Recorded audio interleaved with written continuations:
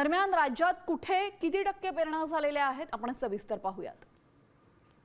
तर अमरावतीमध्ये पेरणी क्षेत्र आपण पाहतोय 24,28,072 आणि टक्केवारी आपण पाहतोय 76% क्षेत्रावर पेरणी झालेली आहे। छत्रपती संभाजीनगरमध्ये 13,12,339 हेक्टर क्षेत्रापैकी 62% क्षेत्रावर पेरणी झाली आहे।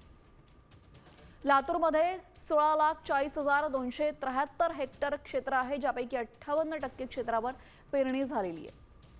नाशिकमध्ये 11,26,225 हेक्टर क्षेत्रापैकी 55% क्षेत्रावर पेरणी पूर्ण झालेली आहे। तर नागपूरमध्ये 9,84,729 हेक्टर क्षेत्रापैकी 52% क्षेत्रावर पेरणी पूर्ण झाली आहे। पुण्यामध्ये 4,05,478 हेक्टर क्षेत्रापैकी